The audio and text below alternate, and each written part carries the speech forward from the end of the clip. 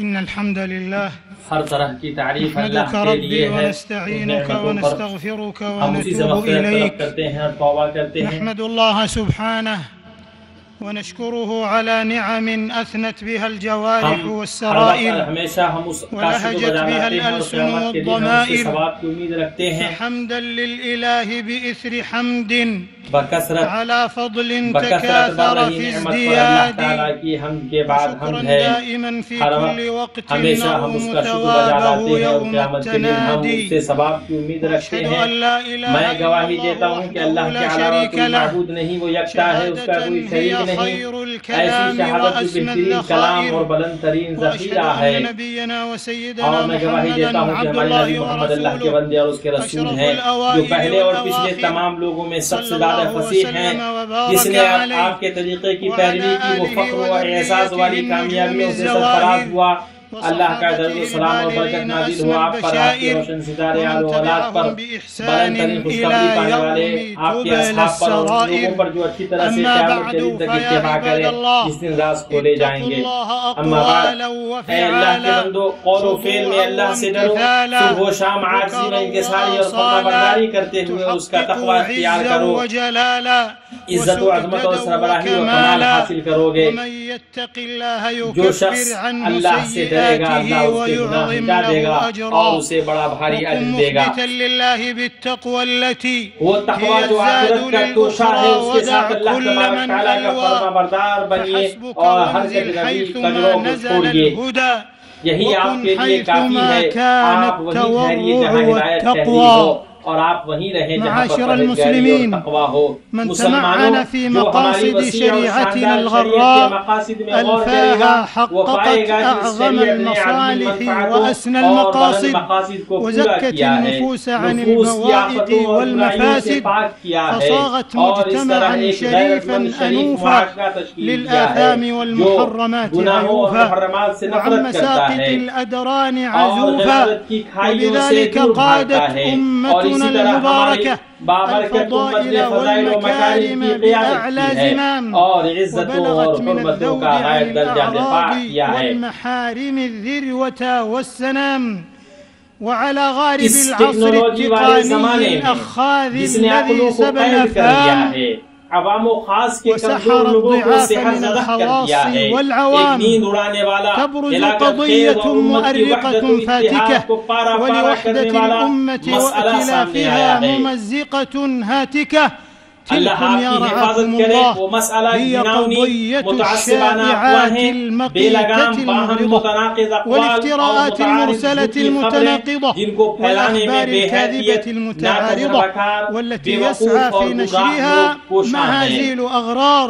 उनका ताना وسفهاء बाना ضلال لحمتهم القيل तखमीना والقال और खुली इफ्तिरा والتخمين परदाज़ी है। وسداهم الافتراء المبين ये في أخطر टेढ़े الحروب रास्ते कितने النفسية बुरे हैं और وأمراض किस कदर सियाह الاجتماعية नफरत आमेज فبئست सरगर्मियां المسالك हैं المعوجة और कितने ऐसे والرعونات पुरअज़्म الحجة कामयाब लोग وكم हैं يبتلى जिनको الناجحون अहले हिक़्द व हसद الطامحون से आज़माया जाता है, يتربص بهم लेकिन ये उनके حاقدون अज़्म को नहीं तोड़ حاسدون पाता है। كالحون جامحون ولكن ذلك لا يفل बल्कि عزمهم उनके بل एतमाद, يزيدهم बुलंदी, ثقة कामयाबी وشموخا और ونجاحا बुलंद हिम्मती وطموحا को बढ़ा ही देता है। ولسان حال الواثق بربه كم يطلبون لنا عيبا فيعجزهم ويأبى मोमिनो इस्लाम ने الله अपने ما पैरोकारों يأتون को मना किया है कि वो والكرم बेलगाम गुफ्तगू وما करें, أحد من हर अफवाह ألسن के वक्त الناس अपनी अक़लों को या سالما उनकी खबरों के वक्त ولو अपनी كان फिक्रों को ذاك नाकारा बनाएं। التقي या المهذب معاشر المؤمنين لقد نهى इस्लाम ने अपने الإسلام पैरोकारों को أتباعه मना أن किया है يطلقوا कि वो الكلام على बेलगाम عواهنه गुफ्तगू करें, ويلغوا हर عقولهم अफवाह عند के वक्त كل अपनी अक़लों شائعة को या उनकी وتفكيرهم खबरों के عند वक्त كل अपनी ذائعة फिक्रों को أو नाकारा ينساقوا बनाएं وراء كل या ناعق हर चीज की आवाज ويصدقوا के قول पीछे बह كل जाएं دعي या مارق हर मुल्हिद جاء दावेदार के الزجر कौल की الشديد तस्दीक والوعيد करें। हर الأكيد बुहतान في तराश इफ्तिरा السنة पर्दाज़ और والكتاب झूठे के लिए بسوء कुरान सुन्नत المصيर में बुरे والمآब अंजाम और ठिकाने لكل की शक्ल में مشاء सख्त डांट और بالبهت ताकीदी مفتر कतई वईद आई كذاب है। والذين يؤذون अल्लाह ताला का फरमान المؤمنين है और जो लोग मोमिन والمؤمنات मर्दों और بغير मोमिन ما औरतों को ईज़ा اكتسبوا दे बगैर किसी जुर्म के जो उनसे सरजद हुआ हो वो बड़े ही बुहतान और शरीफ गुनाह का बोझ उठाते हैं। दूसरी जगह अल्लाह ने फरमाया और तू किसी ऐसे शख्स का भी कहा न मानना जो ज्यादा कसमें खाने वाला, बेवकार, कमीना, ऐब गोचू। फक़ाल सुब्हानह या अय्युहल्लज़ीना आमनू इन जाअकुम फ़ासिक़ुन बिनबइन फ़तबय्यनु अन तुसीबू क़ौमन बिजहालह फ़तुस्बिहू अला मा फ़अलतुम नादिमीन। नबी सल्लल्लाहु अलैहि वसल्लम का फरमान है इंसान के झूठा होने के लिए काफी है कि वो हर सुनी हुई बात को बयान करे। कफ़ा बिलमर्इ इस्मा।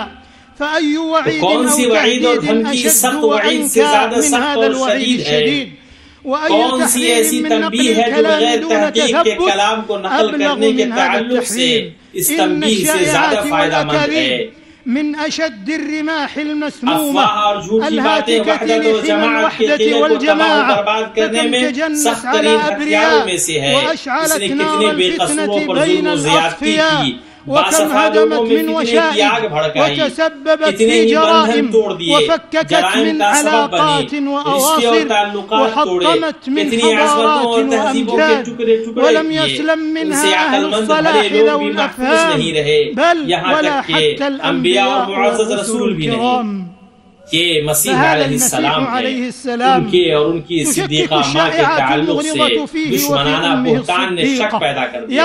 ऐ हारून की बहन, न तो तेरा बाप बुरा आदमी था और न तेरी माँ बदकार थी। करीम इब्नुल करीम यूसुफ बिन याकूब बिन इब्राहीम मुतअस्सिबाना अफ़वाहों के खिलाफ पाकीज़गी व तहारत के नमूनों में से एक नमूना है जो इज़्ज़त व शर्फ को निशाना बना रही थी। नस्रिफ अन्हु सुअ वल फहशा वास्ते के हम उससे बुराई और बेहयाई दूर कर दें। बेशक वो हमारे चुने हुए बंदों में से था। रसूल खुदा सल्लल्लाहु अलैहि वसल्लम की सीरत ऐसा नमूना है जो अपने अंदर अफ़वाह और अफ़वाह से मुताल्लिक़ सही मौक़िफ़ की तारीफ़ के ज़िंदा नमूने समोए हुआ है। आप दावत आगाज़ से ही अफ़वाहों का शिकार रही। आपको जादू, पागलपन, झूठ और कुहानत والمنافقون الذين مرضوا على النفاق في صنع الأراجيف الكاذبة والاتهامات الباطلة ضد دعوته بأبي هو وأمي صلى الله عليه وسلم. ولعل من أشهرها حادثة الإفك الشهيرة، تلك الحادثة التي كشفت عن شناعة الشائعات، وهي تتناول بيت النبوة الطاهر وتتعرض لعرض أكرم الخلق على الله وعرض الصديقة بنت الصديق رضي الله عنها وعن أبيها، والتي نزلت براءتها من فوق 7 سماوات وجاء معه العتاب لولا إذ سمعتموه ظن المؤمنون والمؤمنات بأنفسهم خيرا وقالوا هذا إفك مبين يا هاتكا حرم الرجال وقاطعا سبل المودة عشت غير مكرم لو كنت حرا من سلالة ماجد ما كنت هتاكا لحرمة مسلم يساق ذلك يا رعاكم الله. وقد عظم الخطب وجلت الرزية मुसलमानों अल्लाह की हिफाजत करें। ऐसे वक्त में बयान किया जा रहा है जब मुसीबत बढ़ गई है, आफत शदीद हो गई है, उम्मत की कलीदी शख्सियत कायदीन और उलमा की हद इज्जत में मुब्तला होने को हल्का समझ लिया गया है।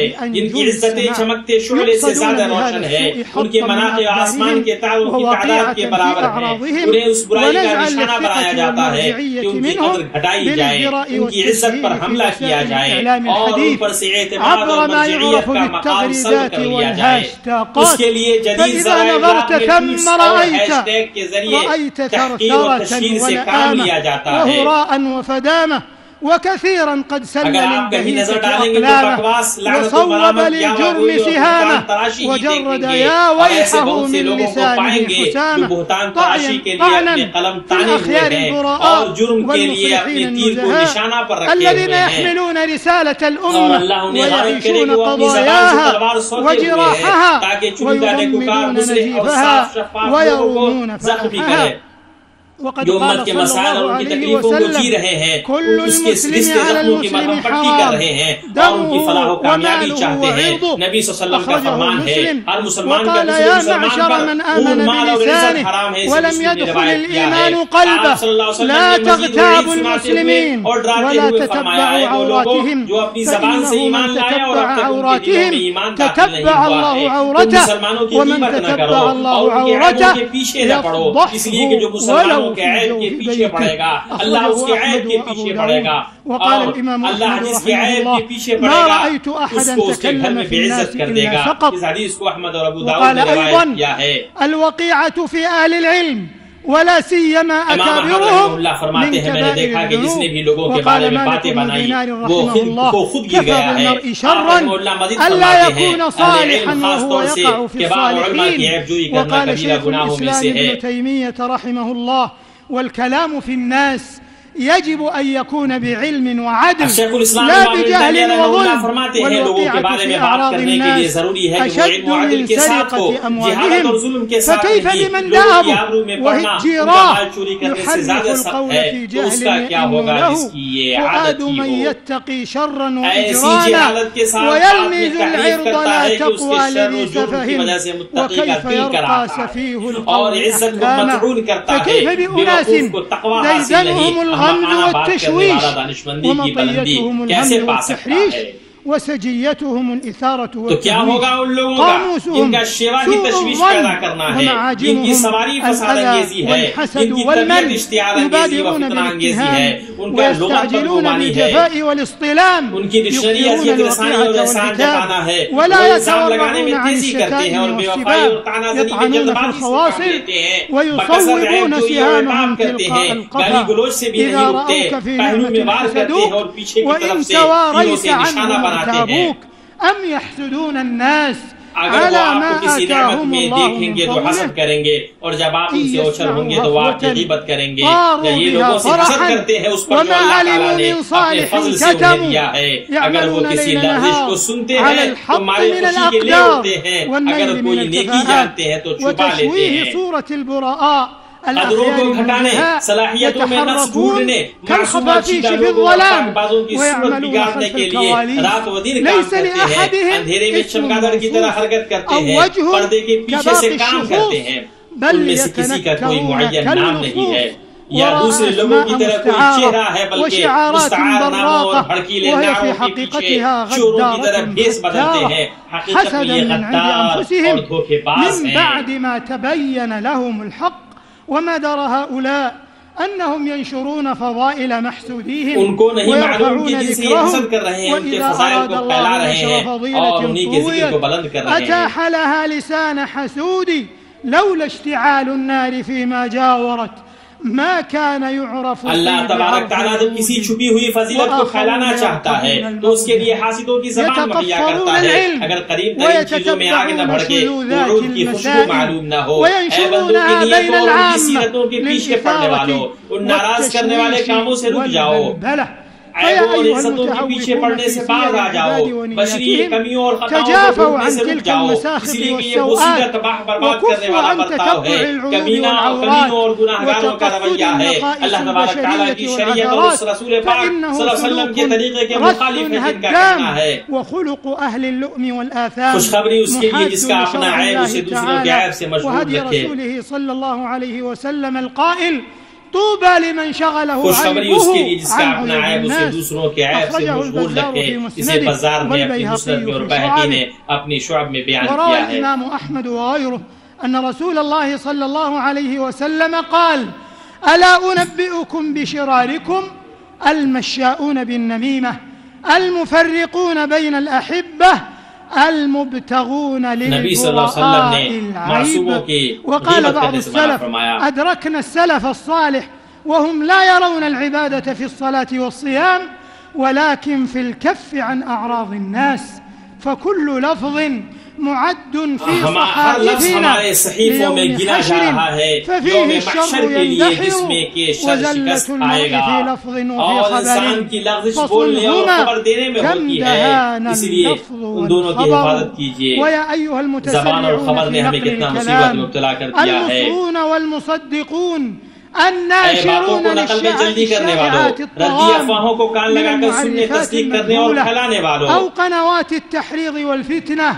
اتقوا الله في أنفسكم، أقيلوا ذوي الهيئات عثراتهم، وارغبوا إلى الديان بالنجاة والسلامة قبل حلول الفجاءة والندامة.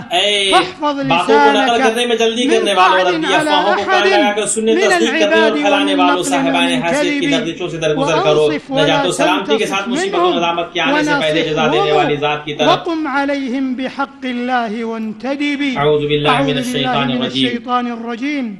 ولولا إذ سمعتموه قلتم ما يكون لنا أن نتكلم بهذا तुमने ऐसी बात को सुनते ही क्यों न कह दिया कि हमें ऐसी बात मुंह से निकालनी भी लायक नहीं। या अल्लाह तो पाक है, ये तो बहुत बड़ा बुहतान है और तोहमत है। अगर अल्लाह ताला का फज़ल व करम तुम पर दुनिया और आखिरत में ना होता तो यकीनन तुमने जिस बात के चर्चे शुरू कर रखे थे उस बारे में तुम्हें बहुत अज़ाब पहुंचता। أقول هذا القول وأستغفر الله العظيم الجليل لي ولكم ولسائر المسلمين من كل ذنب فاستغفروه وتوبوا إليه إنه هو الغفور الرحيم. बेशक वो माफ करने वाला गफूर रहीम है। तमाम तारीफ अल्लाह के लिए है जिसने नेमतों से नवाजा और उनके आलो असहाब पर बरकत और रहमत नाजिल हो जो उनके रास्ते पर चले। अल्हम्दुलिल्लाह हुवा जिन्होंने अपनी ज़बान को दूसरों पर उम्मीद से रोका। वसलामन अला नबीयिल मुस्तफ़ा व अला आलिहि व सहबिहि व मन सार अला नहजिहिम वक्तफ़ा। अम्मा बअदु फत्तक़ुल्लाह इबादल्लाह वसूनुल अअराज़ अनिर रियब वत्तुहम। मोमिन भाइयों और मज़ाहिर के बीच जरूरी है कि उस नुमाया अखलाकी मनहज के झंडे को बुलंद किया जाए जो शरीफ अखलाक व आदात और उम्दा सीरतों और खसलतों की नसीहत करता है। जो उस मक्र में से थोड़ा भी मुब्तला हुआ उसे चाहिए कि अल्लाह से डरे, उससे मदद तलब करे और सब्र करे, इसलिए कि अंजाम का तक़वा ही के लिए है और वो यकीन करे कि الذي ينضح بنبل الشمائل والخلال बुरी तदबीरों का वबाल तदबीर वालों भी पर पड़ता है। ومن بلي بشيء من هذا المكر فليتق الله ويستعن به ويصبر ولا يزيده ذلك إلا ثقة وإصرارا وإيمانا فإن العاقبة للتقوى وليتيقن أنه لا يحيق المكر السيء إلا जिसके साथ मकर करने की कोशिश की गई उसकी निजात और सलामती का सबब बन गया। فإن من سبر أخبار الناس وتواريخ العالم تملكته الدهشة من أخبار من مكر بغيره فعاد مكره عليه ولا يحيق المكر السيء إلا بأهله ويمكرون ويمكر الله والله خير الماكرين. وكان ذلك سببا في نجاة وسلامة من أريد به المكر الكبار. وكذلك من خانوا دينهم وأوطانهم فيا من بليتم والافتراءات لا تحسبوه شرا لكم بل هو خير لكم. يجب الحفاظ على النسيج الاجتماعي في الأمة ومنظومة تآلفها المتألقة والتوارد على ميثاق شرف أخلاقي خاصة للإعلام الجديد وسن الأنظمة الحازمة لردع كل من تسول له نفسه السير في هذا الطريق المشين وإيذاء المسلمين وعباد الله الصالحين. والله ولي المؤمنين وهو حسبنا ونعم الوكيل وحسيب الكاذبين وطليب المسلمين. هذا وصلوا وسلموا رحمكم الله على النبي المصطفى الكريم بالنسب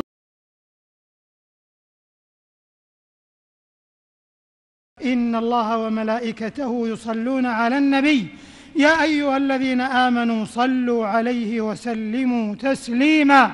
وقال صلى الله عليه وسلم من صلى علي صلاة صلى الله عليه بها 10. اللهم صل على محمد وعلى آل محمد كما صليت على إبراهيم وعلى آل إبراهيم إنك حميد مجيد. وبارك على محمد وعلى آل محمد كما باركت على إبراهيم وعلى آل إبراهيم في العالمين إنك حميد مجيد. وارض اللهم عن الخلفاء الراشدين والأئمة المهديين أبي بكر وعمر وعثمان وعلي، وعن زوجات نبيك أجمعين الطاهرات أمهات المؤمنين، والصحابة والتابعين ومن تبعهم بإحسان إلى يوم الدين، وعنا معهم برحمتك يا أرحم الراحمين. اللهم أعز الإسلام والمسلمين، اللهم أعز الإسلام والمسلمين، وأذل الشرك والمشركين، ودمر أعداء الدين، واجعل هذا البلد آمنا مطمئنا وسائر بلاد المسلمين. اللهم آمنا في أوطاننا، وأصلح ووفق أئمتنا وولاة أمورنا، وأيد بالحق إمامنا وولي أمرنا خادم الحرمين الشريفين. اللهم وفقه لما تحب وترضى، وخذ بناصيته للبر والتقوى، وهيئ له البطانة الصالحة التي تدله على الخير وتعينه عليه. اللهم وفقه وولي عهده وأعوانه وإخوانه إلى ما فيه صلاح البلاد والعباد. اللهم وفق قادة المسلمين إلى تحكيم شرعك واتباع سنة نبيك صلى الله عليه وسلم. اللهم اجعلهم رحمة على عبادك المؤمنين. اللهم ادفع عنا الغلا والوبا والربا والزنا والزلازل والمحن وسوء الفتن ما ظهر منها وما بطن عن بلدنا وعن سائر بلاد المسلمين يا رب العالمين.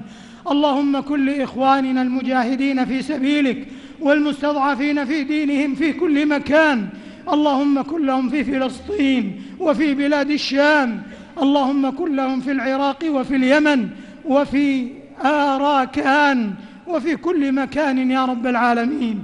حسبنا الله ونعم الوكيل، حسبنا الله ونعم الوكيل على من آذانا وآذى المسلمين. اللهم كن لإخواننا في الغوطة الشرقية في بلاد الشام، اللهم ارحم ضعفهم واجبر كسرهم وتول أمرهم. اللهم إنهم مظلومون فانصرهم، اللهم إنهم مظلومون فانصرهم، اللهم إنهم مظلومون فانصرهم يا رب العالمين يا ذا الجلال والإكرام يا حي يا قيوم. اللهم عليك بالطغاة الظالمين فإنهم لا يعجزونك.